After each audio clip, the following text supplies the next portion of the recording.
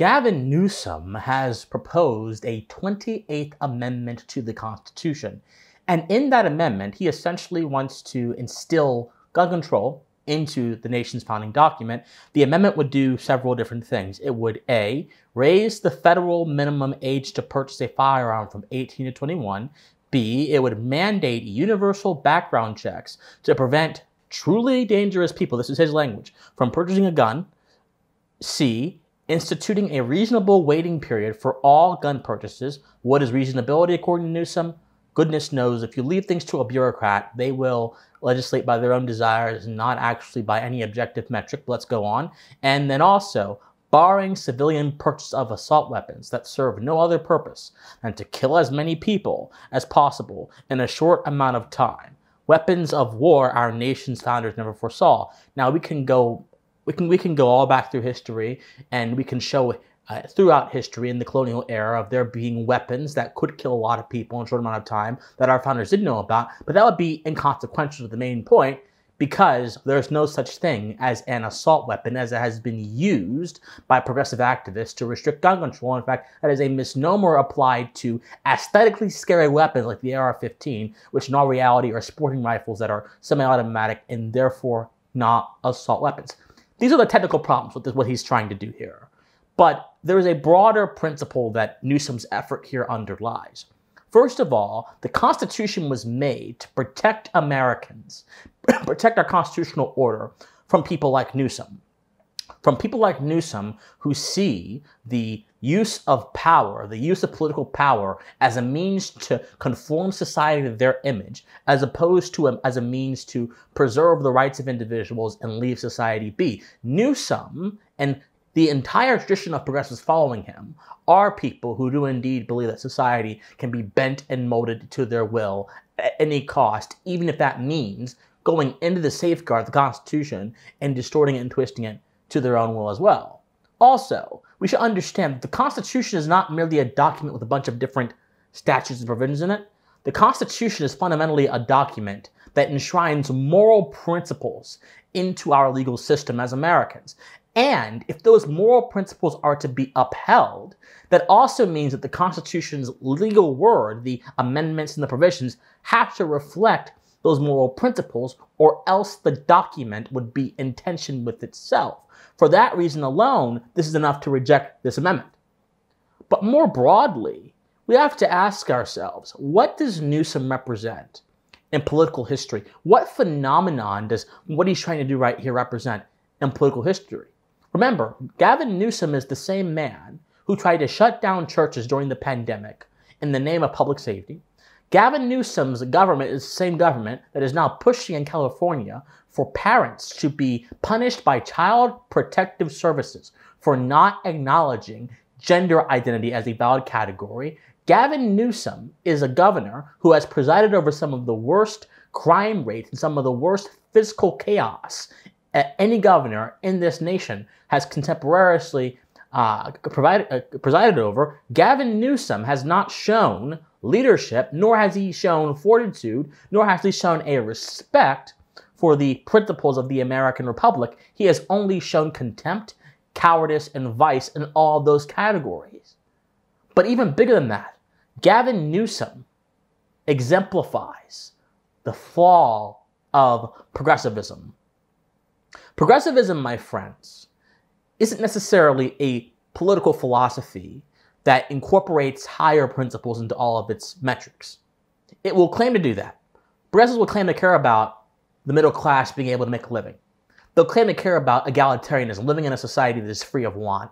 They'll claim to care about the community, living in a society where the common good is enforced through government will. They will claim to care about all of those things. But the progressive, above any of those highfalutin ideological goals, is an instrumentalist. Progressives believe in using the state, using the government, as a tool, as an instrument to enact their vision upon the world, even in defiance of higher principles or higher ideas, even if that means tearing down certain cornerstone documents or certain cornerstone institutions or bending those institutions to their will. This is one of the reasons why you have the idea of silence is violence, or no justice, no peace. Justice, for example, in that phrase, is secondary to the demands, the political demands of the activist class, even though when you discard justice, you also discard the principle that is responsible for the preservation of society, and thereby you injure civilization so greatly that could lead to its collapse. That doesn't matter to the progressive. The progressive is concerned entirely with their idea of justice, their idea of peace, their idea of social order, which always involves using the government to inflict it upon other people.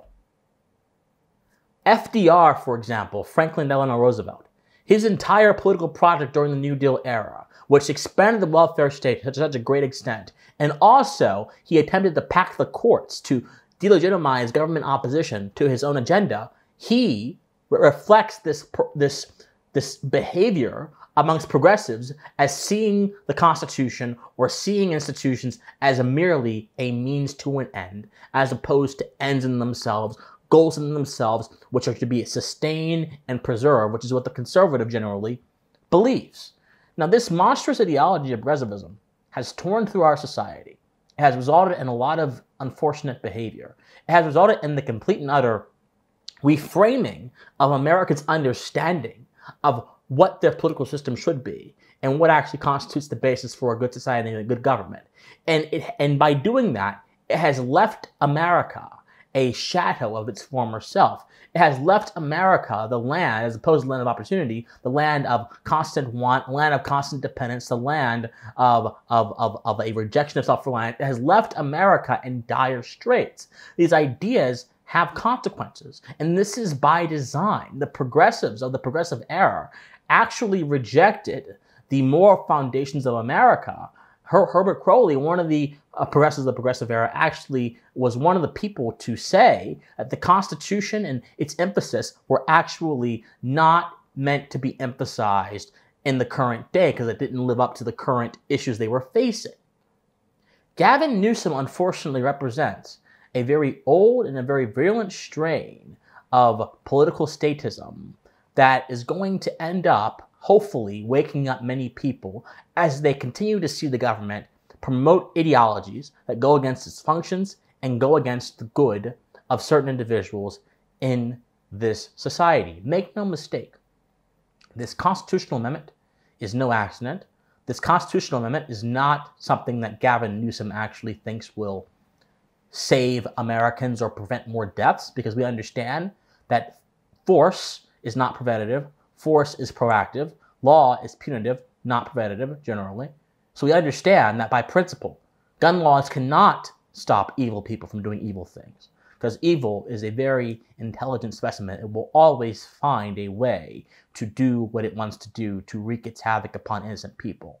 But what these laws would do, and what Newsom hopes they would do, by my estimation, is that they would fulfill this sense of self-righteousness that Newsom and his progressive allies have within them, that they are actually trying to save society. And it will affirm his flawed perception that law and force are the movers of society, as opposed to voluntary action, intelligent discussion, and also cooperation amongst people in the society, which are the only proper moral bases for a society to exist. When you see Newsom saying these things, when you see him trying to criminalize parents for rejecting a logical error, which is gender identity, when you see him trying to co-opt the Constitution to push a fundamentally unconstitutional measure, don't just see a crazy tyrant in California trying to pine for Oval Office or trying to appease progressives. See someone who is the fulfillment of the progressive tradition in America and who has absolutely no regard for the first principles that constitute this republic and has only regard for his own instrumental view of how society should be, and he has every intention of ordering it in his image. Rights be damned. Everything else be damned. My friends, we are at a point in our culture where we have to realize that we're not simply fighting a culture war. We're also fighting a highly efficient campaign from different levels of government against the American people. And this highly efficient campaign will employ propaganda, which will affect the culture, but it will also employ laws and also employ institutions that are integral to our nation's survival against the aims of our nation. The threat from inside, Samuel Adams said that the machinations of government would actually be a bigger threat than external enemies. And we're seeing that today in Newsom's proposal. Stay vigilant, my friends. If you want more of this commentary, like this video, subscribe to this channel, share this video, comment on this video. Love you guys so much, and please stay pensive. Bye, guys.